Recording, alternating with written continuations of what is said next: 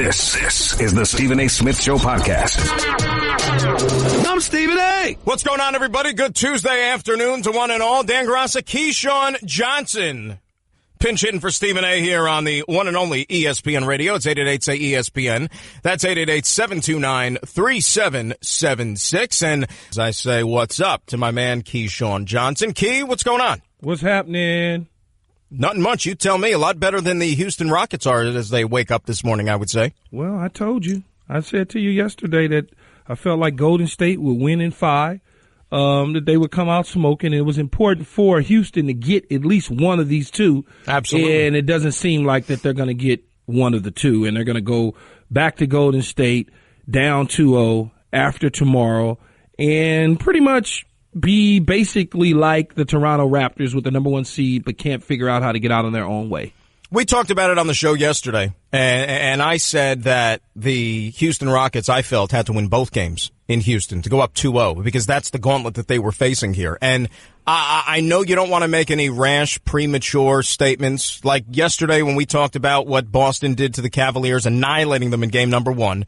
We said, no, we still got a series here and leave it up to Cleveland to get back in it. I'm sorry. After what I saw last night, and even though it was a much closer game than what we saw in the East, I think the series is over. It pretty much is when Kevin Durant can go for 37 points in a win, and then at the same time, 27 ISOs. I mean, you look at that and you say to yourself, okay, what does that mean? Well, it means that you got to pick your poison. Now, the moment that a guy like Curry has not necessarily a bad night, but not a great night, not a bad night, but just a good night. And then you got a guy like Klay Thompson, who I said going into this, if he's standing in the corner and he just shoots, okay, we can live with that. But if he's running all over the court and making you chase and he's creating from different areas on the floor, it's going to be a long night. Then you go to the bench, not even talking about Draymond adding his, Iguodala adding his. Then you go to the bench, Livingston, Swaggy P. You have no real answer. You might as well just, you don't ever say quit in professional sports, right, but you might as well quit.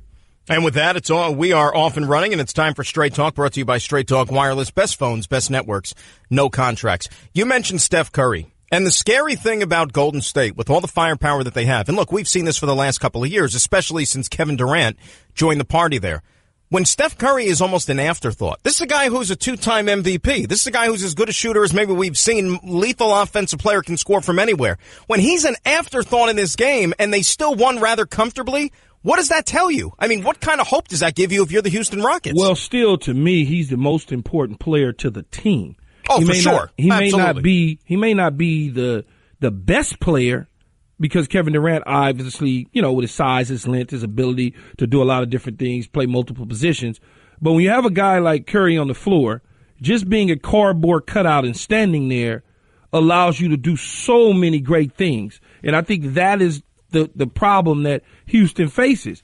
On top of Houston, from an offensive output, Chris Paul becomes a ball stopper. It's not flowing as well as it probably should. But you also got a guy who scores 41 in Harden, who is a ball stopper as well, who's not whipping the ball around. So when you look at Houston's offense, they bring in CP3. You figure, okay, he's going to be able to, this is probably going to help them get past or even compete all the way to maybe a game 6 or 7 at the beginning of the year, even at the end of the year with Golden State. Well, when you really break it down, Mike D'Antoni's system, you got 2 ball stoppers handling the ball. It's not flowing enough. You got to get everybody involved. You can't just have 2 guys dominating. If this was a Steve Nash era where Steve Nash still got his buckets, but so did everybody else, although they didn't go on to win, the offense was so much different. The pace, the fast-paced time, they still was in the top half of the league in that, but there's just not enough help that they're getting from their other teammates. No, you're right about that. And the numbers speak for themselves. It's documented. And I agree with everything you just said.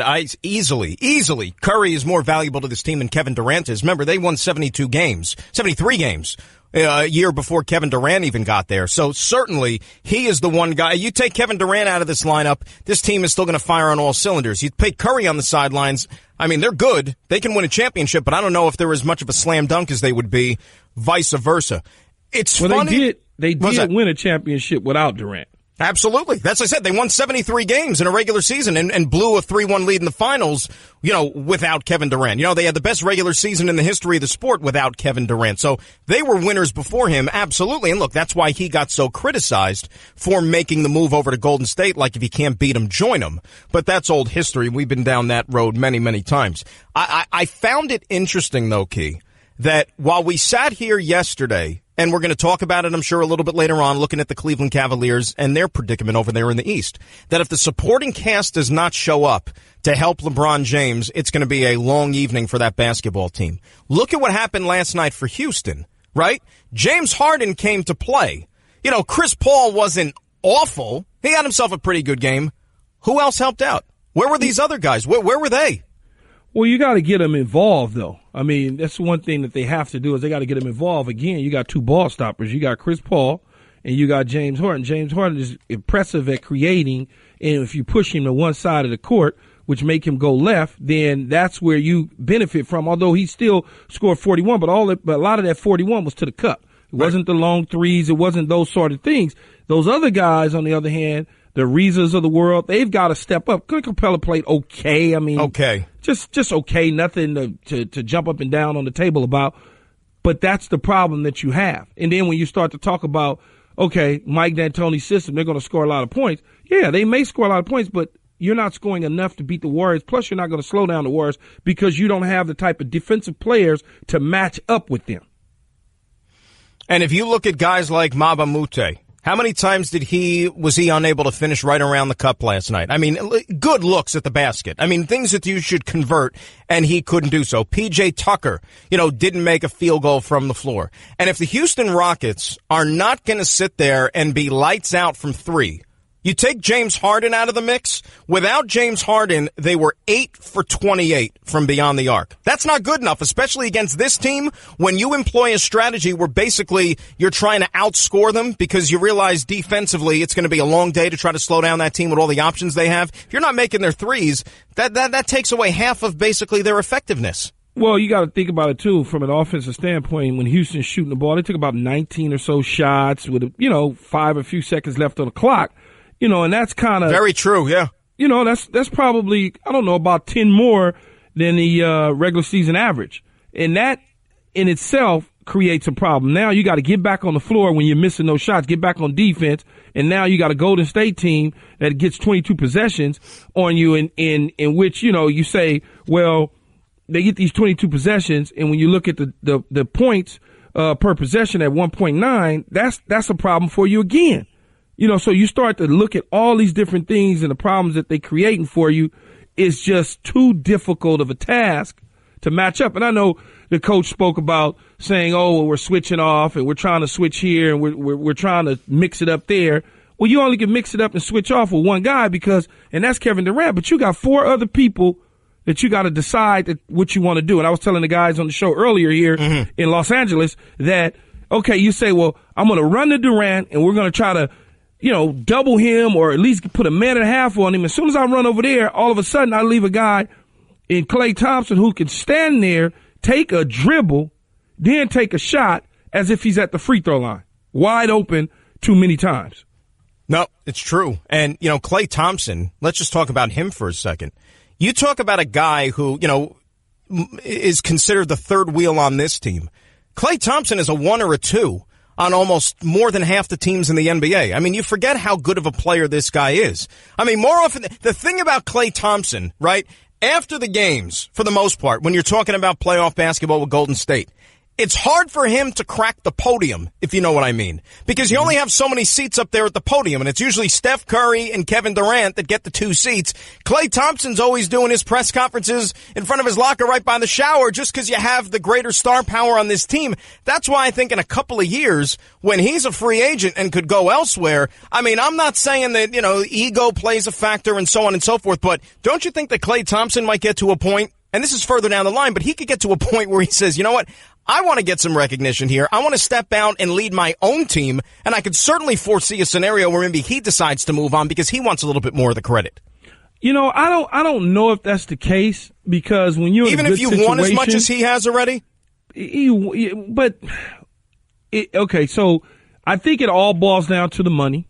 what's the money going to look like? Am I losing a fortune or am I losing just a little? What type of recognition am I going to get? Because I can't win a championship by myself. So no matter where I go, I'm going to have to get a couple other guys to come with me. So I'm not necessarily now, and I'm still in a position that I was at in Golden State. So if he would decide to come to a team as a free agent, he's going to be the only guy unless they're going to put, I don't know what, put Westbrook and somebody, LeBron around him. I don't know but he can't in today's NBA. One guy's not going to be able to do it. It's clear. LeBron can't do it by himself. Well, again, this is a couple of years into the distance. But for an example, okay, what about the New York Knicks? If Klay Thompson decides to, let's say, I want to go play in the Big Apple, you have Kristaps Porzingis there, a KP and Klay Thompson tandem, that won't make them a contender in the Eastern Conference? You talking 2 years from now? Yeah. I don't know. I don't know that it would. What makes you think that it would? 2 all-star players? I mean, you got your 2 right there. I mean, you need a couple of stars to be able to be competitive in this league. You need at least 2. So, I mean, that's just, but certainly Philadelphia ain't going nowhere, and neither is Boston. Well, Philadelphia, let's be honest, you have so many years of losing that they've had. This was a giant leap forward from them. And next year, you expect them to probably even take it one step further. And Boston dealing with injuries. Remember, they're missing their 2 top players. That's what I'm saying. So if you come to the East and go to the Knicks, you're facing them 2 teams. Right. And I don't know even though Toronto fired Dwayne Casey, I don't know what they're going to hire and what they're going to look like because no one's going to take Kyle Lowry's contract, and you certainly don't want to move DeRozan. So do you grab a third guy and put him on that floor? Now all of a sudden they get stronger? Well, I think you certainly need even 3, but I'm just saying for a team like the Knicks, and I'm just using them as an example, it's certainly a giant step forward from where they are right now. They're far from a finished product, so I think that would be a great step in the right direction. And Klay is a free agent after next season, so it would be next summer where he would have the opportunity to be a free agent. Maybe he decides, hey, look, he's made a lot of money already. I mean, this is a guy's just an NBA salary, Key. In his career, he's made $68 million. But you can't count other people's money either. You can't. You can't. Right? And why would I want to leave the Golden State Warriors and go play for the damn New York Knicks? I don't know what's going on behind those walls. Maybe there's some friction that hasn't boiled over yet. We don't know. Why would I want to leave a team while making a ton of money and I'm winning? Why would I want to do that? To go to New York and be chased around by paparazzis every day? For a challenge. Nah. For the challenge. Now, I wouldn't personally do it. I'm not going to leave a team that's winning to go to a team that's not winning, and I'm happy, I'm satisfied, and we win the championships. I'm part of what we're doing. Let me ask you a question. You played in New York, right? What do they say? If you win here, it's better than any place else. Maybe an athlete wants to absorb that challenge. There's no question especially for a team like the Knicks, which haven't won in 40-plus years. Playing in New York was the greatest city I've ever played in. And never wanted to leave New York. But for reasons unknown to me, I was moved to the Tampa Bay Bucks. You don't know any of those reasons. I don't know any of those. Knowledge of those reasons. All I asked for was a new contract. That's all I asked for. But how many zeros on that contract, by the way? Well, man, hey, when you outperform the contract, much like Odell Beckham is going through, it needs to be addressed. That's all fair. I'm saying. That's fair. And so you look at that and you say, I'm winning in Golden State. We got at least 3 more to go before we start to kind of, get a little older, a little more stress. To go to New York to try to duplicate that type of success is too unknown just to be in New York City. If I started in New York, that's a different situation.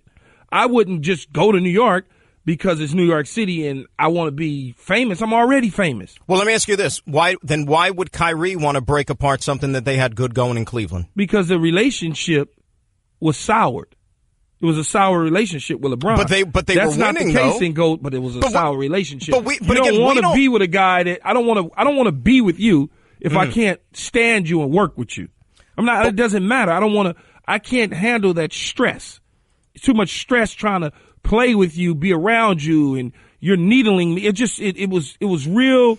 It was a issue. Right. We know exactly. Was soured. But there's no sour relationship in Golden State. We don't know that. No, I know that. I know that. But again, we're talking about the summer of 2019. A lot can happen over the next 12, 13 months that we can't account for now. I'm just saying, you never know. From a professional athlete standpoint, I mean, I would maybe want to step out from somebody else. Let's say, look, it would take something completely unforeseen right now, you would agree, for Golden State not to win a championship, right? So you're talking about already a guy who would have 3 rings, for example. 3 rings, make a ton of dough. He'd make a ton of dough on a contract if he left Golden State, even though they would be able to pay him more. And who knows? Maybe he just wants that challenge of being the guy, the alpha male on his own team and step out from the shadows of Durant, Curry, etc.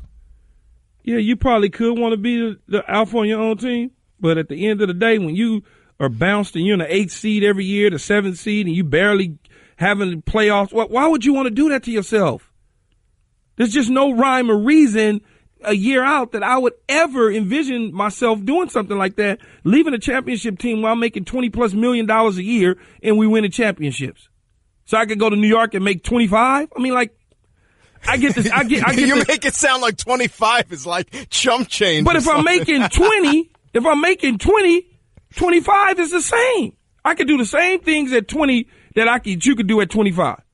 And the only difference is that I'm winning in Golden State and you losing like hell in New York. Well, if you're talking about money, and I've been a big proponent of this, okay, because we've seen the exception to this all throughout the league, because the NBA does a phenomenal job of marketing its stars. And you have guys who play in Cleveland, Oklahoma City, and small markets across this country who are marketed very well and everybody knows who they are. However, the appeal, the bright lights, the lure of a place like New York, you don't think whatever salary that he maybe loses by taking slightly less going to another team like the Knicks that he could make up for in endorsement money playing in New York? Absolutely not. If you're losing, nobody has anything for you. But initially, you're bringing in championship player. Why would I pay you if you can't? You're not selling any products. I played in New York. If you're on a losing team, when I was 1-15, I couldn't get into Carmine's. You couldn't get into Carmine's at 1-15? At 1-15, they was closing at 7:30 when I walked up. They had the sign said close. We went to the AFC Championship game. The doors was open 24 hours. What happened when you went 9-7 in between? Did you at least get into Carmine's then? They saw it. It was okay. I can go to the steakhouses and everywhere, and it was good. But when you're losing, they don't care. They're going to treat you bad. The back pages, all that sort of stuff.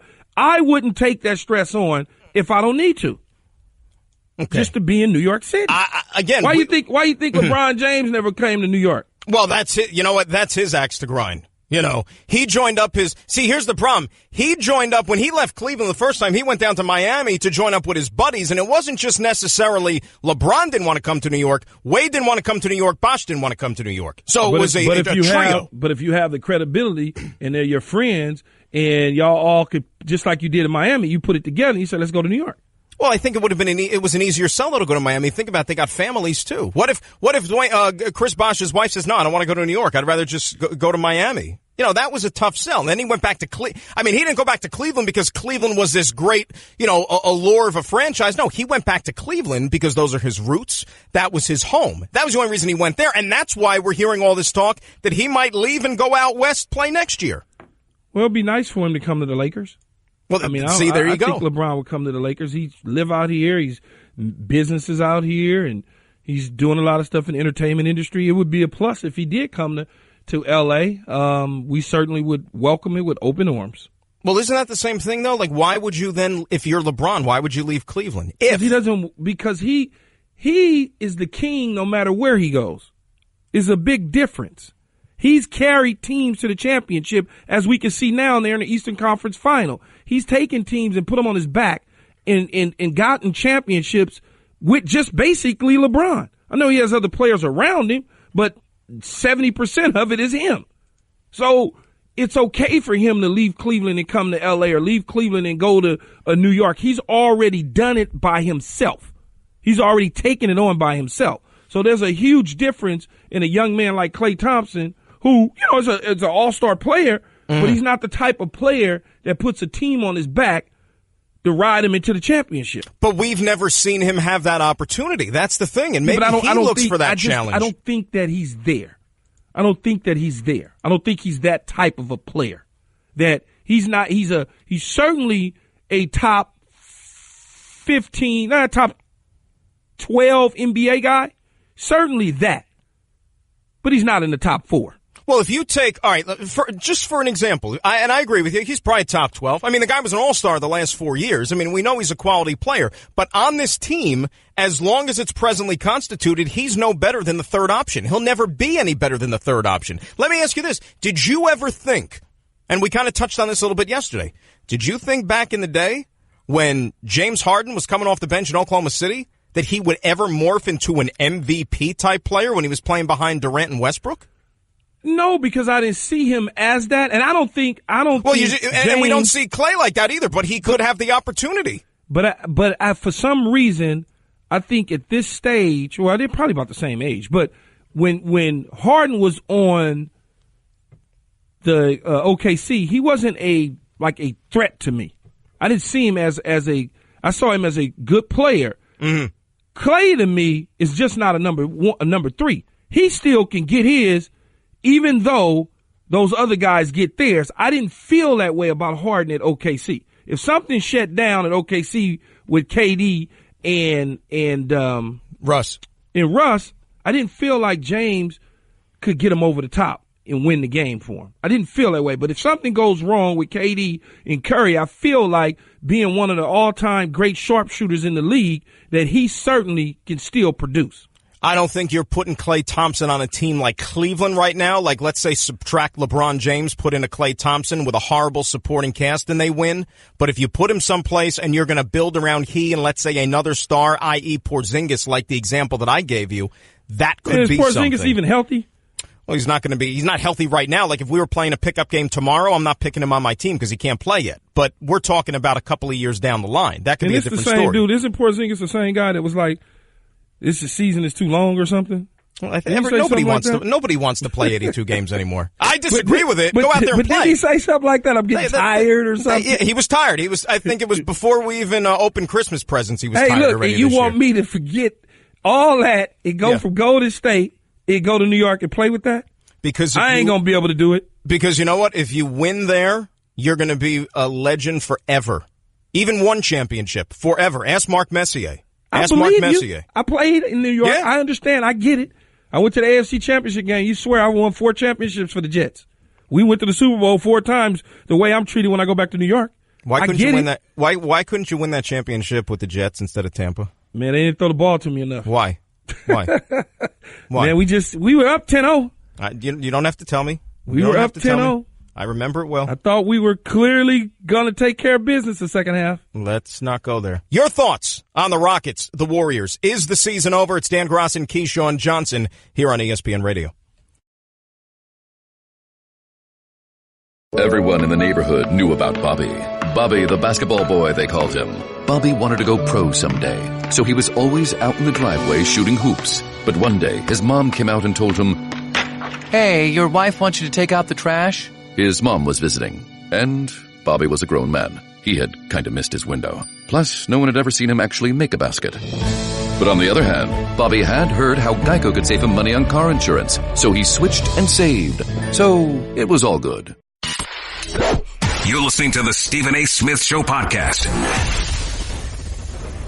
Dan Graca, Keyshawn Johnsson in for Stephen A. here on ESPN Radio. 888-SAY-ESPN, the telephone number. That's 888-729-3776. We just want to remind you as well that Stephen A. is going to be broadcasting live from Houston beginning tomorrow for the NBA Western Conference Finals, brought to you by Indeed. You want to tweet at us? He's at Keyshawn. I'm at Dan Graca. But Key, let's get to the phones. Don't a lot tweet of at people. Me. What? No tweeting at you? Are you a big Twitter guy or not really? No, you tweeting at me. You're just tweeting for no reason. You're wasting your time? I'm not going to really respond. All right, well, hey, I mean, the interaction, some people like it, but Key's not going to get back to you, so don't hold your breath. You don't have to worry about that. Let's say hi to Jay in Long Island. Jay, you're going to bat leadoff here on ESPN Radio. How are you?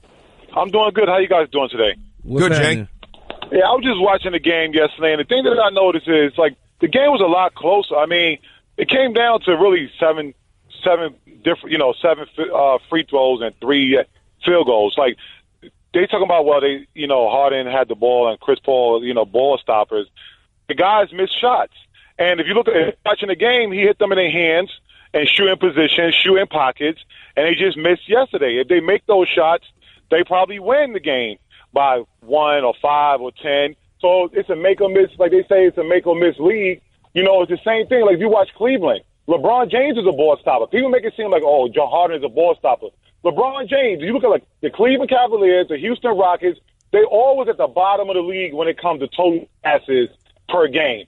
So they always at the bottom. So and in Cleveland, if LeBron holds the ball and makes all the plays, and if they make shots, they win. If they miss shots, they lose. It's the same thing in Houston. Harden holds the ball. He makes plays. If they make shots, they win. If they miss, they lose. He's putting up the same number. We're making it seem like Kevin Durant is better than all these guys. Kevin Durant couldn't do nothing with Harden last night. Kevin Durant got an easy pass to the NBA. You got a ready-made team that has 73. They were 73-9 before Durant got there. So there's no pressure. Yes, he had a great game, but so did Harden. So how are we saying, like, which player is better? When you're looking at them, they're doing the same exact thing. It's just that Klay made shots yesterday.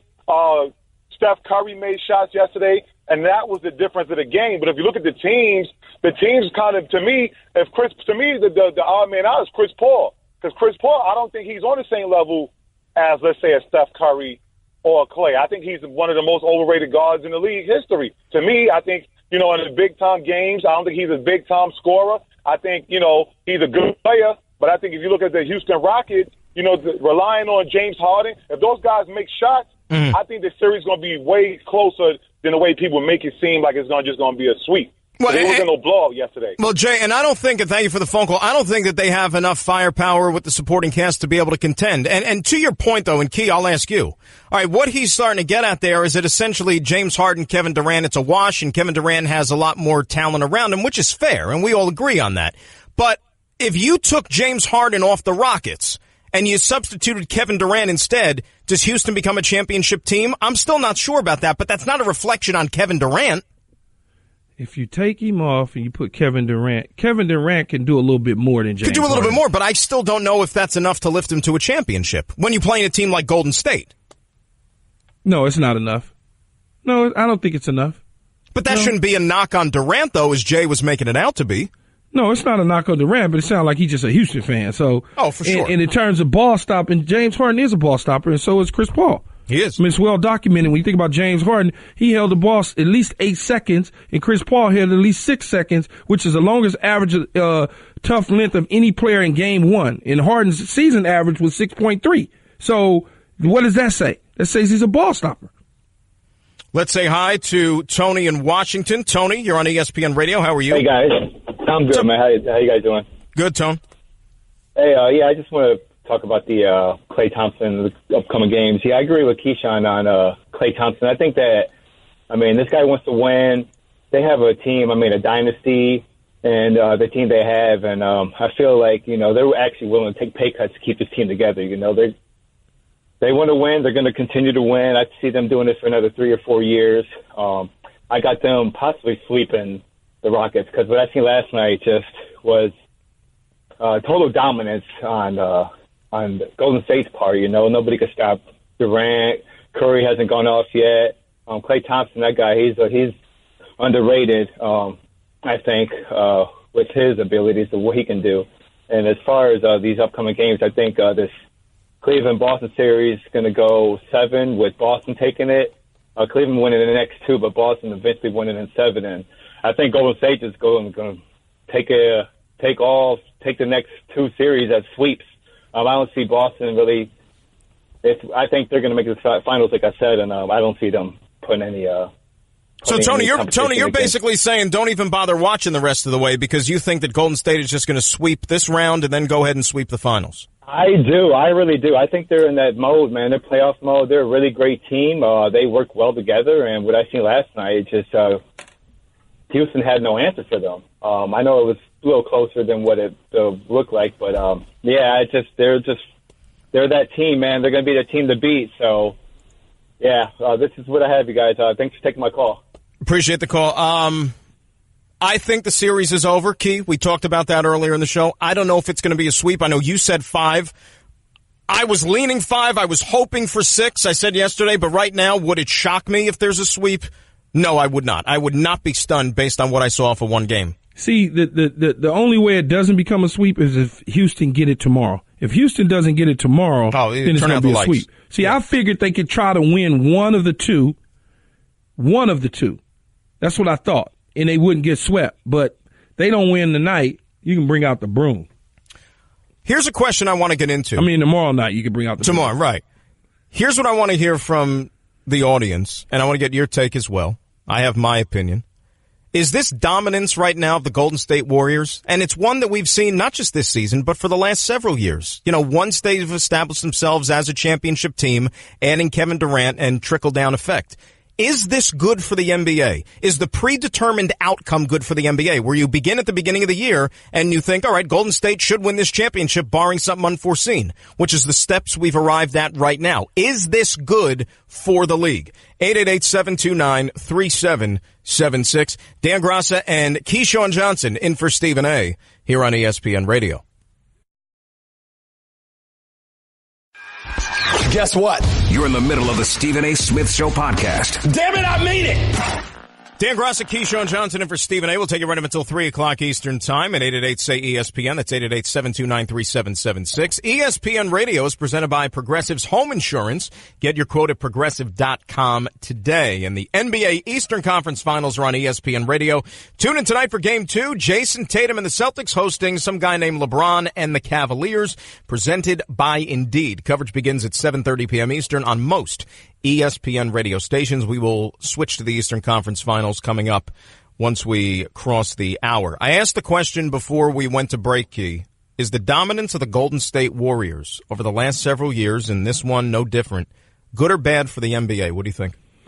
I think it's fine. I mean, there's other teams that have dominated in the past in the NBA or in professional sports in general. The Yankees used to dominate. The Dodgers dominated. You know, it's like the Lakers have dominated before. It's not anything that's new, right? I mean, think about it. The Lakers won 3 straight championships. Right. The Chicago Bulls, they dominated. The Celtics have dominated. The New York Knicks have, the Miami Heat dominated. So when you talk about teams in domination, was it bad for the NBA and those sports organizations or franchises back then? No. I think it's a greater argument, though, because I think the difference in those situations with the examples that you brought up. Now, aside from when you had like the 80s with Lakers and Celtics, and it seemed like those two guys would be on a collision course for the finals, you know, very frequently, as we know. But even when you say that, right? Mm-hmm. Lakers and the Celtics. Right. Well, you just got the Cavs and Golden State. What's the difference? That's what I'm saying. That's what I mean. I mean, you're talking about Cavaliers, Golden State Warriors. I don't know if there's some of that fatigue that's setting in for some fan bases across the country where they don't want to see the same two teams again in the NBA Finals playing for the top prize. Even though you have stars galore on both sides, best player in the league in LeBron James, he's going to be part of the finals mix, but some fans might be worn out by that. And I know that the NBA is extremely popular. The revenue is up. Granted, that's all well and good, but I just don't know for the sake of competitive balance if this is necessarily the right thing for the overall growth of the game. That's just my opinion. Well, if you don't think it was the right for the growth of the game today, right, but you thought it was for the growth of the game when the Chicago Bulls were dominating or the Lakers were dominating with Shaq and Kobe or Magic Johnson or the Celtics were dominating, you didn't think that way then, so why think that way now? That was in kind of spurts, if you will, right? Because Jordan went away in between the two. Oh, he went away one time. Well, but he went away. Batted like 130 and came back. I think it was 202. Yeah, he lost to like Orlando or something or whoever, and then the next year he ran off 3 in a row again. Right. And by the way, I still contend to this day, I don't know how you feel, that if Jordan never went away, they win 8 in a row. I really believe that. I think they win 8 in a row. Oh, I was too young to really understand. No, but I mean, think about it. Hakeem and the Rockets won those 2 championships when Jordan was away. I think that if he had stayed with basketball, I think that they would have won even in those 2 years. But it might have been Kareem. It might have been Hakeem's time right then and there. Maybe. It might have been his time. You know how that goes. It's like the right time, the right place, it hit. Right. And that's exactly what happened with Houston at that time. So when I look at that, I don't necessarily say that if Jordan would have stayed, he'd have just rolled up. You know, maybe he would have gotten bored. Maybe walking away from the game is what gave him energy to come back again. Well, the reason I say 94, for example, remember, they got Drexler for 95, and they were a 6 seed. They were a 6 seed when they won in 95, and they beat Shaq and Penny, a baby Orlando team. But 94, remember, they had to go 7 games to beat a Knicks team, which could never beat Jordan. And they wouldn't have beaten Jordan in 94 if he was still around. You know, they only got by the Bulls in 94 because of a Hugh Hollins call, remember, in the playoffs in the second round. You sound like a true New Yorker. Right? You know what I mean? Doom and gloom all the way around. I mean, come on. The proof is in the pudding. They were never able to beat this guy. That's all I'm saying. But you look at the NFL by comparison, right? One of the things that I think has added to the popularity of that game, you have parity. The league prides itself on parity. Every single team, maybe if you're not named the Cleveland Browns, you have a chance to win each and every year when the season kicks off. It's not like that in the NBA. You know, the last handful of years, beginning of the year, you talk about 1, maybe 2 teams, maybe 3, if you want to be really generous, that have a shot to win a title. Everybody else, slim pickings. Well, that's true. There's probably, in the NBA, that's probably 6, maybe 6 to 8 true contenders. I wouldn't even go that high. See, I could go that high, though, because if you take out the 3 teams in the West, right? There's 3 in the West. And then you probably got... Well, what 3 are you giving me in the West? You're giving me Golden State. I'm giving you Golden State, Houston, and Utah. Utah's not a championship contender. No, but they were this year. But not at the beginning of the season, they weren't. But they finished in the playoffs, though. But that team couldn't win a championship this year. They still have ways to go. They couldn't win a championship this year because of Golden State and Houston, but they still were contenders. And then you can still say, you can still throw Portland in there even though they got swept. Even though they got swept. You're very generous. You're very generous. But I'm just telling you from the team's perspectives, those are the true teams that you look at and you go, oh, well, they're going to make the playoffs. They should make the playoffs with no problem. Then once you get in the tournament, anything can happen. Because when you put Paul George, Melo, and Westbrook on the floor at the beginning of the year, you figured, they probably be the 4th seed somewhere in there. And they wind up being, like the 7th, 8th seed? You could say anything happens, but it doesn't in the NBA once you get to the playoffs. That's even the problem. Look at, or you look at the East. You look at Philadelphia, Boston. You look at Toronto, Washington, Cleveland.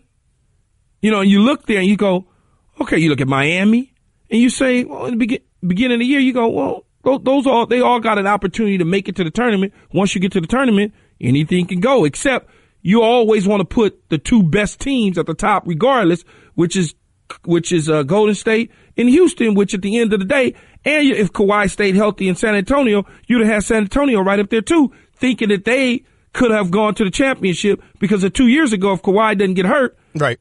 That's a different, that may have been a different series. I maybe give you the San Antonio one because in the past we were able to include them into that mix. But out in the Eastern Conference, I mean, when LeBron has been there for 7 straight years, it's tough to even consider anybody as being a viable threat to just even make it out of that side of the bracket. But see, I think like an athlete, though. I think you do. I think if I'm 0-16, I'm winning the championship the next year. I just got that mindset. You never I just got that mindset. I'm not going to get, if I'm on Cleveland's team, I feel like I'm getting ready to go to the Super Bowl the next year. Hour 2 coming up next. Dan and Keyshawn, ESPN Radio. That's just a sample of what you'll hear on the Stephen A. Smith Show. Weekdays at 1 p.m. Eastern on ESPN Radio and the ESPN app. This is the Stephen A. Smith Show podcast. I'm Stephen A. Number 2, Dan Graca, Keyshawn, Johsnson, in for Stephen A. Smith here on the one and only ESPN Radio. 888-729-3776 is our telephone number. Learn what affects your credit scores and what you can do to improve them with Credit Karma. Maybe you need to dispute an error on your credit report, or you're paying too much interest. Credit Karma can help with that. Visit creditkarma.com or download the app now. That's creditkarma.com. And want to remind you that the Stephen A. Smith Show is always brought to you by Vivid Seats, the official ticket partner of ESPN. Download the free Vivid Seats app today to get your tickets. Game 1 in the books of the respective conference finals, and tonight we have ourselves a game number 2 key in the Eastern Conference where LeBron James and the Cavaliers will try to draw even with the Boston Celtics, and it's not exactly foreign territory for LeBron to have his back up against the wall and to be down for the count here. Now, they had an easy time with the Raptors, swept that series, but they did lose 3, and they had to go 7, of course, against Indiana in that first round. In the 3 games following a loss in that first round to the Indiana Pacers, LeBron averaged 41 points a game, 63% shooting from the floor. So he has a tendency to respond well. No, he does, but you can't keep counting on LeBron James to score 41 points at 63% shooting. I mean, you can't. It just doesn't make a whole lot of sense to put that type of stress on that man's back. I think when you look at the open looks that they got and they were just clinking them left and right, it wasn't like they were contested shots. It was like, go ahead, and why don't you just shoot and let's see if you can make it? Because one thing we're not going to allow happen is for this man to score a bunch of points and beat us. So they've got to make a decision if they want to be the Eastern Conference champion and go ahead and go to the NBA final by stepping up and playing. The Kevin Loves, the J.R. Smiths, the Clarksons, they've got to do that. And I think the thing that Tyronn Lue does tonight is he switches. Kevin Love comes off the bench. Tristan Thompson starts. That way Al Horford doesn't take advantage of Kevin Love when he struggled against Tristan Thompson. I don't believe either that if Cleveland should not win tonight, I still don't think this series is over. I'm not ready to declare it done because all Boston would have done was hold serve at home. We could go to Cleveland and have a completely different script here. But as we said, though, Key, even yesterday, the Boston Celtics, who are almost unbeatable on their home floor in this postseason, they don't have to win a game in Cleveland. As long as they hold serve in their building, they're going to the NBA Finals. So if you're the Cavaliers, you know that you have to get at least one in Boston, and tonight is as good a time as any. It is, and LeBron has done well in the second games in the playoffs. But again, Boston has no fear right now. And I think that the Cavs in Boston are doubting themselves, maybe not LeBron, but the rest of the guys. When you're getting open looks like that and you're not hitting them and you're being taken advantage of. Look, Al Horford turned around and faced up Kevin Love and just, it's like, come on, man, you can't guard me. Right. And that's, to me, taking somebody's heart. When they know I'm in your head and I'm taking advantage of you. And if that happens again tonight, and that's one of the reasons I think Ty Lue will go to Tristan Thompson, because Tristan Thompson has played pretty well against Al Horford at times when he's done a good job on him. His shooting percentage has been a lot different than it was in game one. So that's the key to me for tonight's game, is making sure that Ty Lue is making the necessary changes and going with a different guy at the 5, because you're asking, when you want to play small ball with Boston, you're asking Kevin Love to play the 5, and Al Horford is just too much for him. 888-SAY-ESPN, the telephone number, 888-729-3776. Key, let's get back to the phones. A lot of people want to chime in. Let's say hi to Mike, who's calling from Denver. Michael, you're on ESPN Radio. How are you? How you doing, man? What's up, Mike? Yeah, can you hear me? Yep. Yeah, I just wanted to talk about Golden State and the Houston series last night. Man, Stephen A., we always be talking about it, but it's over with now, man. I gave Houston a game, but Golden State get that game tomorrow, man. They ain't going back to Houston. It's just, I think Golden State playing Houston just like they do when they see LeBron. We don't mind you get 40. We just going to lock everybody else down. You're going to be so tired on the other end because we're going to go right at you like they doing. And the stat that ain't nobody looking at is James Harden gave up 33 points on the other end. They shot 14 for 23 when he was guarding the people he was guarding. They ain't got no shot at winning like that. No, well, that is very true, and that's one of the things that I said. If you remember, I don't want Clay standing in the corner, allowing Harden to just, stand there and keep fresh legs, because he's got to play both ends of the floor. I want Clay moving around when he's on him, so now you could tire him down a little bit, and then when he has to switch off, and when he does switch off, he's still a little bit tired. So I think, to me, when you look at that situation, as long as Golden State did what they did, you're going to always have that results where James Harden is going to get his buckets at the cup, but he wasn't hitting long threes. Even though he got 41, it was somewhat of a 41, and we said to you, you can have that 41. You can have that type of 41. We just don't want you getting the long threes. And they need that. Let's be honest. They need to be draining the threes, as we said, if you're Golden State, to be able to have a shot in this series. And you mentioned something back in the first hour of the show, and you're right about all the shots that Houston ended up settling for last night in that game in the waning stages of the shot clock. You think back to Mike D'Antoni and what the term that he made popular there with the 7 seconds or less from his days in Phoenix, and the way that he likes to just go up and down the court. Maybe the Rockets got it confused a little bit. It's not supposed to be 7 seconds or less on the shot clock when you hoist up a shot. At least in one game, they better reverse that trend, or else they're going to be really in a world of trouble when you're talking about playing this basketball team. Let us say hi to Frank in South Carolina. Frank, you're on ESPN Radio. Hey, how you doing, Dan? How you doing, Keyshawn? What's up, player? Not much. Hey, man, first of all, I think with Golden State being dominant, I don't think that's going to hurt basketball. Just as Keyshawn said, you had it before, and it's going to always be somebody. So there's nothing wrong with that. As far as the Houston game last night, man, you got Harding holding onto the ball for 15 seconds or longer, and then they're not passing the ball. And if you guys remember, or I don't remember exact time, but it was either the late third quarter or first fourth quarter when Harding was sitting, I think it was 2 or 3 series, they passed the ball around, and they made good shots, and they made them. So, also, you can't have Harding guarding KD. That's just, I mean, they got to change that. I know he shot over just about everybody that was on him, but as soon as Harding gets on him, I mean, he turns and shoots it, and it's just money. So that's my take of the game, and I think Golden State is going to win it. I think the Celtics is going to beat Cleveland because they like to go at LeBron. They're not scared of the team or the name, and I think that's going to be a wrap there also. Well, when you look at KD, like you said, no matter who's on him, I mean, he's just a different dude. 7-footer, wingspan, crazy. I mean, when he goes to launch from his launching point, he's 9 feet tall. It's just really nothing that you could do about that. I mean, he was all over the floor. He was inside the paint, shooting small, little, 15-footers. He was down deep, shooting from half court. I mean, he was all over the place. What do you expect to do? There's not very. I don't know, and I've been trying to figure this out. Who can guard him in the NBA? I mean, I know you say, well, LeBron can, but who outside of that? Yeah. It's like, tough. Is there anybody on any team that can guard him? In the NBA right now? Yeah. I mean, somebody that you would depend on and not compromise yourself on the other end of the floor, it's tough. It really is slim pickings. And that's why there's super special players. Davis from New Orleans couldn't pop out there like that, right? No. And it's funny too.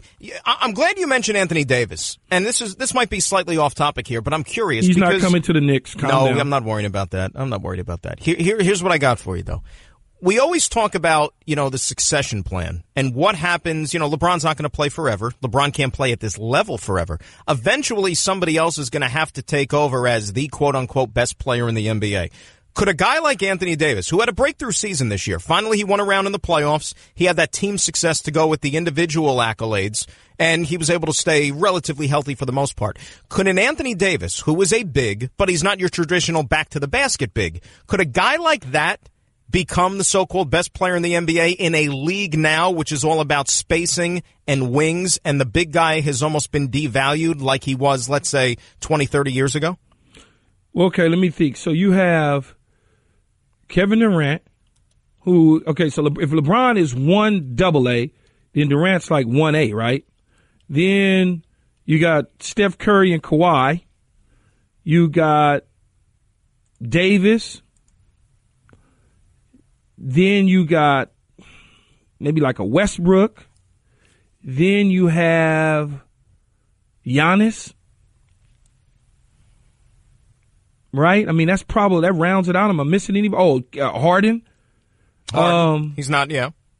So that rounds it out right there, and it all depends. The best, I think when you say the best comes with a lot. It comes with winning championships. It comes with endorsements. It comes with the face of the NBA.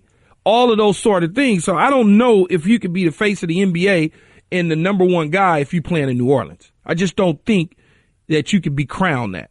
Well, LeBron plays in Cleveland. Yeah, but guess what? LeBron went to Miami and he won championships. But he was also the face of the NBA in Miami. Was he considered the best in the NBA in Miami? Yes. Was he? I really believe that. I think when he first got to Miami, yes. People considered him the best in the NBA. I think. Well, here, let me rephrase the question. How about, was he the face of the NBA when he went to Miami? And I think absolutely 100%. I think he was on the way. I'm trying to think who was. I think he was on the way to be. Well, remember, you had the teams. You had Dwight Howard was in Orlando, which he wasn't the face of the NBA. No, he was not. You had the guys in Boston. I'm just talking about winners. You know what I mean? And you still had Kobe. That's what I'm saying. LeBron was, when he went to Miami, he was on his way to becoming the face of the NBA, right? But I still think, and you remember all the hoopla, and that's one of the reasons why he still has his fair share of detractors. And there's people that, for whatever reason, still can't warm up to him because they were so turned off about that summer in 2010 with the decision. I'm missing somebody. And the boys, and what, you mean from that era? Yeah, like I'm feel like I'm just missing Tim Duncan, but he never he's really... quiet. He's quiet, right, and he never wanted the spotlight. I think you were looking at a Kobe on his last legs, and LeBron, but I still think it was LeBron James. Remember, he was already in the league 7 years up until that point. That was a long time. No, I get it. I think going to Miami and how they did it with the whole, what was it? Not the process. What was it called? The decision. The decision. With the Boys and Girls Club and Jim Gray. That certainly elevated him. Even though he was already huge, that just took him to another level, even though some people thought it was negative and backlash and all that sort of stuff. It certainly took him to another level. Then he goes and he wins in Miami, and it certainly kicked him all the way on a surface of by himself on a whole nother planet. But I'm just trying to think prior to him, I guess it would be Kobe, right? Because Shaq was done. Well, Kobe won a championship in 2010. That was his last ring. So I guess it was Kobe. I guess it was Kobe and LeBron. But Davis could be, but I think you have to win a championship. I think you have to. If it was my criteria, you have to be winning a championship for me to put you as the face of the NBA. Well, and I mean, in Anthony Davis's case, how about getting past the second round too? Now, this was a good step. Don't get me wrong. And they paired him and DeMarcus Cousins, and he didn't have DeMarcus Cousins this year for the playoff run. But I think it was critical for him to win at least a round in the playoffs. I think you're right. I mean, let's wait up. Trying to think. No, you couldn't even say a guy like Derrick Rose then, because Derrick Rose didn't become an MVP until a year after. D Rose didn't do enough.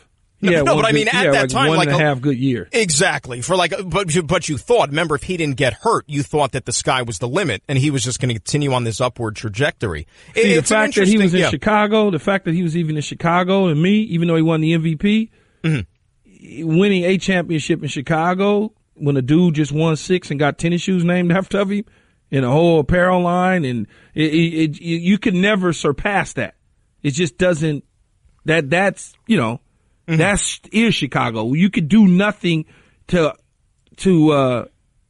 supersede or to unfold what Michael Jordan has already done in Chicago. So even with the MVP stuff, it's just like, okay, he was an MVP. It wasn't that hoopla around it. Well, what's interesting, too, by comparison, when you look at baseball right now, right? There's this argument about who's the face of baseball, whether you want to say, Mike Trout's the best player, but Mike Trout, Bryce Harper, I mean, those are your leading contenders right now. Aaron Judge, what he's done in the last couple of years, has certainly become one of those faces. But out of the guys that I just mentioned, none of them have championships. None of them have even played in a World Series. And that's the thing, and we talk about this on Keyshawn, George, and LZ here in L.A., about the face of baseball and all the different things of who should get the Dodgers, should we get Bryce Harper. And I say the same thing, but maybe I'm crazy or I just don't know baseball as well as I think I do. Mm-hmm. Like, I'm not paying a dude $400-some million to not help me win a championship. He's one guy. I can't. And they say, well, but he's this and his analytics say that. I'm like, I don't care. I personally, if I was the owner, I can't do it. I just can't do it. It's like the quarterback. Like, I can't pay the quarterback all of that money, and I'm not winning championships. I could get anybody to do that to help me win a division or get into the playoffs. But if you're not winning championships, see, that's the reason a guy like Tom Brady, it's an open checkbook. But a guy like Joe Flacco, I need to get some of that back. Right. A guy like Ben Roethlisberger, I might be able to work with you a little bit because you helped me win championships. So I may be willing to give you a little bit more money. But you mean not like Ben is willing to not work with Mason Rudolph, you mean? Well, that's true too. Yeah, right. Well, he said he wants to work with them now. But when I look at Bryce Harper or Trout or any of these guys, I'm like, see, I don't mind paying Derek Jeter. I didn't mind paying A-Rod when he was at the Yankees. Because we're winning championships, so I don't mind doing that. But when you paying somebody like a Bryce Harper and a Mike Trout and those guys and spending all this money, I'm like, oh, no, And they argue with me and say, he's the best player in baseball, though, Key. I'm like, I get it. Yes, he hits 35 home runs and 200 RB. I got all that. He got the best arm. He can throw everybody out. I get all that. But he ain't winning. You know, I saw Derek Jeter's parents last night. True story. Okay. True story. Where at? Are you familiar with the 48 Lounge? No, I'm not. No, in the city. I'm just walking on the street, and all of a sudden, like, there's a bunch of security, SUVs, door opens, all of a sudden the Jeters come out. I said, oh, interesting. I don't know if he was in there as well, but the parents came right out. They must have had some shindig there or whatnot. So you're like a little stalker in New York. You know what his parents look like. No, I was going to do my other show. I was just, Key, I'm always working. I'm pounding that pavement. That's me. And, city, it's a big city, you know that, but you run into people. No, you do. You definitely run into people. You run into Keyshawn occasionally when he decides to come back this way. Let's say hi to back out to New York soon. Yeah. Let's say hi to Elvis in Boston. Elvis, how you doing? I'm doing good. How you guys doing today? All right, man. good. What's going on? I want to talk about Brad Stevens, man. I think people are undermining his greatness right now. Like, when you talk about championship team, you need a guru type of coach, and I believe Brad Stevens is that type of guru coach to take it all the way. What do you guys think about that? Well, I think he's certainly a great coach, given the fact of what he's done. Harford, not Al Harford, but Hayward out early on. They get Hayward. They think it's going to just fly. Doesn't work. Kyrie gets hurt. He's got young dudes in Tatum and Brown. I mean, he's doing all of this despite not having what he thought he was going to have. And then he's shown since coming over from Butler that he's got a team into the playoffs, even though they didn't want to go into the playoffs. He's just constantly coaching them up. And on top of it, you can sense the jealousy from all the other coaches that decided not to vote for him. You know, who didn't vote for him as coach of the year is just crazy. Those awards are silly anyways. No, it is, but it is. But amongst your peers, that's crazy to me. And then a year ago, he got votes, right? Right. So you would say to yourself, did the coaches who voted him a year ago, are they still in the league? No. So maybe, and I don't know if they voted him now, but I'm just thinking out loud and I'm taking chances here. Did Jason Kidd vote for him? Because Jason Kidd's not in the league this year. He didn't get one. I don't know what Jason Kidd's doing these days. Fizz wasn't in the league doing voting time, but he got votes. But again, Brad Stevens got votes a year ago. Did Fizz vote for him? So when you look at that, you're like, what coaches voted for him that's not in the league, and the ones that's in the league now didn't even vote for him?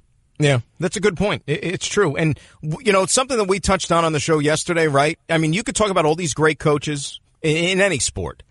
Great coach is only going to be as good as the great player that he has or players that he has. I mean, you could be the most brilliant tactician, statistician, X's and O's, whatever, okay? You don't have players to go out there and execute. Like we said yesterday, Brad Stevens could draw up the most phenomenal play that the NBA has ever seen. It couldn't leave Jaylen Brown in the corner wide open without a guy 15 feet from him to knock down a game-winning shot. If he misses the shot, they lose the game, right? And that's not Brad Stevens' fault. Guy's got to make the shot. No, he does have to make a shot, put him in position to draw it up and make the shot. I mean, that's just something that a good coach does is he puts his players in position to win games. I don't like system coaches. I don't like system coaches that make it all about their system and not adjust. Like, I'm not a big, huge Mike D'Antoni fan because everything is about the system, oh, we're going to score, we're going to do. Like, I'm just not big at that. I think when you got certain players, you use their strengths and you try to take advantage of the opponent's weaknesses. Like, for instance, a guy like Todd Haley in football, I swear by him as an offensive coordinator. You swear by him? Why is that? Swear by him. Because he knows it's not about a system. It's about my quarterback, them receivers, them offensive linemen, and them running backs. And if they do what they're supposed to do, I can now get the ball in Antonio Brown's hands, Juju Smith's hands, Bell's hands, and I can let Ben be Ben and do what he does. Well, and he's been that way everywhere he's been, whether it was with Anquan Bolden and Kurt Warner in taking them to the Super Bowl, or whether it was when he was in Pittsburgh, or even at a short stint as a head coach in Kansas City when Matt Castle went to the Pro Bowl. All of those sort of things, to me, is perfect. Sean Payton, same thing. Not being married to one system, you're saying. No, being not at all. flexible enough to suit your talent. No, not at all. Tom Coughlin was perfect at understanding that. They was perfect. I got this dude. I'm giving the ball to him. Period. I got this guy on defense. He's going to shut him down and stop him. Opposed to this system. And I think Brad Stevens is along the way of understanding I have certain players. I have a guy like Al Horford who's going up against Kevin Love. Kevin Love cannot stop him. So, therefore, I'm going to take advantage and let Al do Al. And now Todd Haley is going to be entrusted with the development of one Baker Mayfield to see if they can Which I'm not maximize. jumping up and down for, but. Well, it'll be fun to watch, that's for sure. It'll be interesting. It's Dan Graca and Keyshawn Johsnson in for Stephen A. on ESPN Radio. When we return, more calls and a looming suspension for an all-star big leaguer who maybe had some sights on Cooperstown. How is that affected now? It's Graca and Keyshawn on ESPN Radio. Next, you're holding up the line, ma'am. What did you say? You're next in line for the water slide, ma'am. Feet forward and enjoy the ride. Okay, dearie, this does look fun. Whee-oh! You melted me. I've melted. The Wicked Witch of the West on a water slide? Surprising. What's not surprising? How much you could save by switching to Geico. See what you've done. Oh! Geico. 15 minutes could save you 15% or more. You're listening to the Stephen A. Smith Show podcast. Dan and Keyshawn on ESPN Radio for Stephen A. You know when something's so obvious they call it a no-brainer? Well, here's a big one. Barbasol is finally making razors. Introducing the Barbasol Ultra 6 Plus. It's got 6 ultra-thin blades for a close, comfortable shave. You can go to Barbasol.com right now and save some money. That's a no-brainer, too. It's also time to ditch your outdated sports drink and switch to Body Armor Sports Drink with natural flavors and sweeteners and no colors from artificial sources. Body Armor is the more natural, better sports drink. 888-SAY-ESPN, 888-729-3776. Key, we've done a lot of NBA, but as I teased before we went to break, some breaking baseball news to get to here, and that is Robinson Cano, second baseman for the Seattle Mariners, who, by the way, is on the shelf presently because he got hit by a pitch over the weekend and broke a bone in his hand. So he was probably going to be missing upwards of at least 6 weeks, you figure, maybe more. Now he's going to be dealing with an 80-game suspension for violating baseball's joint drug agreement. And anytime you have a case of a player who certainly has had a distinguished career, you know, Cano, let's be honest, he is on track for a Hall of Fame career as a second baseman with the power numbers he's put up. Now you have a suspension to go on that resume. How does that affect his legacy? What is he suspended for? A masking agent. Okay, this is not a steroid. According to the statement that he released, he was prescribed by a doctor in the Dominican Republic for a medical condition. Do you buy it? You know we got doctors out here. Last time I looked, we do. And a lot of them. Why is it always a masking and I got it from another country or I got it from, why is it always that? Yeah. Like I don't understand it. The dog ate my homework. That's what it is. It's wild. You got the the boxer saying he ate meat and it was contaminated. Now you got this coming up. I mean, it's baseball, and I know in the past it was somewhat kind of like accepted in that culture, I guess, back then when everybody was doing it. But, I'm never supporting anybody that do anything illegal to get an edge in a sport. I'm never going to be supportive of that. I'm going to always frown upon it and look at him as a cheater. And in this case with Robinson Cano, no matter what you tell me, who you got it from, how you got it, you didn't know, you didn't read the back of the package, I can't support that, and I'm not a fan. And this diuretic, furosemide, I'm unsure of the pronunciation because I'm not a pharmacist, but it's a diuretic commonly used to mask performance-enhancing drug use. He put out a statement and said that it was because of a medical condition. And here's what I say to Robbie Cano, Key, if this is the case. If this was clearly for a medical condition, then why don't you come forward and tell us exactly what it is? I mean, if you're that innocent and this had nothing to do with enhancing your performance on the field and it was clearly for or only for medical conditioning, then guess what? Tell me what the condition is. 'Cause that's the only way people are going to believe you. It's the only way. But you said it's a masking for PED, right? Correct. That's why it doesn't add up. So tell me if it isn't you can use. So what you're saying is you can use it to mask a PED, but what is it really for? It's really for performance enhancement, or else it wouldn't be on the list. Why would baseball include it on the list of banned substances if it had no impact on the way you go out there and perform, or if it was going to have no influence whatsoever? So so in other words, if you wasn't on PEDs, right, you don't need to take it, and if you took it, that's because you're on PEDs. Right. Here, you want to hear a statement? You want the statement? Here it is. Recently, I learned that I tested positive for a substance called furosemide, which is not a performance-enhancing substance, okay? It's used to treat various medical conditions in the U.S. and the Dominican Republic. It was given to me by a licensed doctor in the DR to treat a medical ailment. While I did not realize at the time that I was given a medication that was banned, I obviously now wish that I had been more careful. For more than 15 years, playing professional baseball has been the greatest honor and privilege of my life. I would never do anything to cheat the rules of the game that I love, and after undergoing dozens of drug tests over more than a decade, I've never tested positive for a PED for the simple reason that I've never taken one. Today I decided to accept MLB suspension. It was the most difficult decision I've ever made in my life, but ultimately the right decision given that I did not dispute that I was given the substance. You played professional sports. Okay? So let me ask you this before you move on to me. Yeah. Am I asking too much to say, well, what's the medical condition? That's what I said. Tell me what it is. I mean, if you want people to believe you that it was completely innocuous, tell me what it is.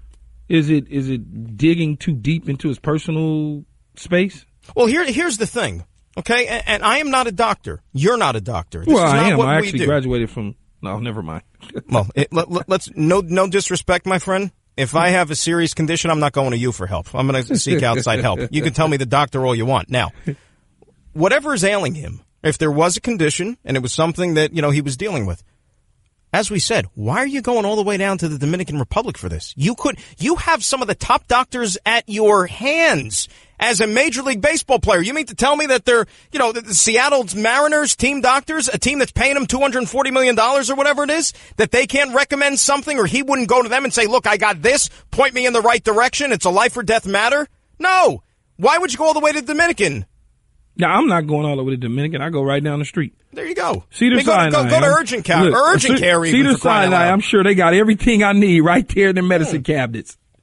Exactly. I mean, you got to be kidding me. Now, how do people look at the legacy? And I tweeted something out before a little while ago that and he's not the only one that has been caught doing something, and you sit there and question the legitimacy of it. But you look at that championship team with the Yankees in 2009, now you have Robinson Cano, who now has this on his resume, Alex Rodriguez, very public, also Melky Cabrera, another guy who was a steroid suspension guy, all on that championship team. They're not going to take titles away because the Boston Red Sox won titles with Manny Ramirez, who was suspended a couple of times over. Still some questions, of course, with David Ortiz on down the list. It was a culture. It's part of the game. But I'll tell you something right now. It is another example, Key, that even though Major League Baseball has made great strides to clean up this game, and they've done a good job, it's not scaring off people 100% because we still have guys that think they're above the rules. They still think that science is going to stay one step ahead, and they're still willing to cheat the system. The 2009 Yankees, because it was a somewhat of an era, and this is what people did, I think people kind of, understand it as from a fan perspective. But as a player, if I was playing, I would be completely just peed off. I mean, I would be so mad because I've been cheated. I'm being cheated. And I say the same thing in football. I don't want to know that I'm playing against somebody that's beating me that has a competitive edge by using performance enhancing drugs. I don't. If I would have lost to the Raiders in the Super Bowl and found out everybody except Romanowski was on something and we lost, that just devastating. Now, you guys had a better edge that day. You knew all the Raiders' plays. Well, we say that. We didn't know them all. We knew enough to beat them. Let's put it that way. But it's a shame that professional athletes do these things, and I know it's a lot of money involved and all of that, but you do this to make the money, to stay healthy or whatever the case may be, but you also are cheating other people that work hard that don't do anything. Hell, if I did anything when I played, I might still be playing because I feel I had a hell of a career for a guy that was on water and apple juice, basically, and maybe a Gatorade here and there and a Red Bull. You can't beat a good glass of apple juice, just for the record. When you think about it, when guys are putting stuff in their system to get a competitive edge and winning championships, and everybody's sitting around talking, oh, he was great. Like, come on, man. You cheated to get there. You cheated to get there. We'll give our opinion. Want to hear from everybody. Does this affect your opinion of a Robinson Cano? Is his Hall of Fame credentials now tainted because of something like this? Graca, Keyshawn until the top of the hour on ESPN Radio. Guess what? You're in the middle of the Stephen A. Smith Show podcast. Damn it, I mean it! Dan Graca, Keyshawn Johnsson till the top of the hour in for Stephen A. on ESPN Radio. 888-SAY-ESPN, 888-729-3776. I'll ask you, Keyshawn Johnsson. Robinson Cano, if you had a vote, if you were one of the baseball writers casting a vote for the Hall of Fame, do you now look at his candidacy different knowing this suspension? I would have to ask him, when did he start the process of I don't know whatever. if he'd ever tell you that, though. No, but I would have to ask him. I would have to really ask him and see what he would say to me in a private conversation. Mm-hmm. Because, again, I stand by this. I do not like guys that cheat. Period. I agree. I don't like Barry Bonds. I don't like Roger Clemens. Andy Pettitte, I like him. Why? Because he admitted it? Because he just said, you know what, man, I did it. This is what it is. He didn't try to dupe you. He didn't try to fool you, make you feel stupid. He just simply said, I did it, and let's figure it out, and I'm sorry, and that's it. And he went on about his business. But think about it. All these guys have to do, even if you get popped, okay, if you have that sit-down interview, you get all weepy-eyed, you produce some tears, you say I'm sorry, a la Mark McGwire did all those years ago, all is forgiven. Then you're going to be right back in the game. You said Andy Pettitte came clean. He said, yeah, I did this. Okay, that's fine. McGwire cried to Bob Costas. Back in baseball, Mark McGwire's been in uniform, been in the dugout for the last how many years for a couple of teams. I guarantee if Robinson Cano or any other player of his stature gets suspended and has a sit-down interview with Keyshawn Johnsson, Dan Graca, or whoever, and says, I'm sorry, I shouldn't have done this, I cheated, I guarantee you they're going to look at him differently as if they did absolutely nothing, and he'd have an easier time getting into the Hall of Fame. I would, and once he does that, I still know he cheated. And I'm still going to look at him different, but at least he came clean. You'd have to. Right? I mean, at least he came clean, and I would look at it different. But I also want to know when you started. Because it's been your whole career, and you duped Seattle out of $250 million. Now, I'm going to take issue with that. But if you say, you know what, I was slowing down, and I felt like maybe I needed to get a little extra boost over the last season or so, because I felt like I wasn't playing at the level that I wanted to play at or I should have been playing at. Now I look at that different. Mm-hmm. So if I'm looking at your first part of your career versus toward, I don't know if this is the end of the career, but toward the, lighter part of your career, I got to look at it and say, okay, well, I'll understand a little bit better. This masking agent, by the way, was the second most in occurrences for diuretics and other masking agents for the most recent anti-doping testing figures report. So the second most frequent. I think if you put two and two together, there's a reason why this is being taken. That people take this to try to cover something up. It's a masking agent. That's what Major League Baseball ruled. That's why he got suspended. Well, he's covering something up. Covering something up. That's for sure. Look, he ain't covering up a tattoo. That's for sure. Nah, you're darn right about that. What happens tonight? Cavaliers draw even, or does Boston go up 2-0? I think Boston goes up 2-0. I just think that Boston's in their head right now, and I think Brad Stevens knows what he wants to do from both the offense and the defensive end. Got the young guns are ready to go. I don't know that you're going to get anything out of the other guys outside of LeBron James. LeBron James is probably going to go nuts. He's going to go nuts. He'll probably go nuts. Yeah. He'll probably go nuts because he's zoomed in, he's focused in. But then when you start talking about Clarkson and Kevin Love and Tristan Thompson and whoever else they have, J.R. Smith, that's going to be the issue, in my belief. And going down 2-0, I know LeBron's done it before, but this is different. This is a different team, different year. It's just different. I'm going to surprise you with this one. And maybe this is just me being overly optimistic, wanting this to actually be a nice, competitive, legit series. I think Cleveland wins tonight. Now, it could be competitive. I didn't say they would get blew out. Right. I just said that they'll probably lose. I think he's going to play out of his mind like we see him do after losses. He's going to respond, and he's going to have a phenomenal game. And I think a couple of these other guys are also going to chip in because he needs a supporting cast. That's evident. I think you get that tonight, and you get a close win for Cleveland. And it all depends on how Cleveland loses. If Cleveland gets blew out, it's over. If LeBron has to carry them to a tight loss, it's over.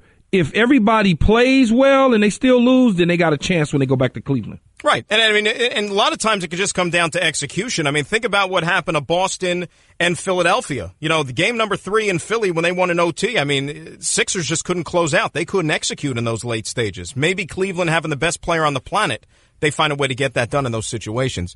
Key, this was fun the last couple of days, my man. Yeah. Hope we get an opportunity to do this again. If you need anything, let me know. I got a doctor down in the Dominican. You got his name? You email me the name, all right? You send it to me. Great job, everybody. Thanks for listening. Dan Graca, Keyshawn, Johsnson, in for Stephen A. today on ESPN Radio. Have a great day, everyone. That's just a sample of what you'll hear on the Stephen A. Smith Show. Weekdays at 1 p.m. Eastern on ESPN Radio and the ESPN app.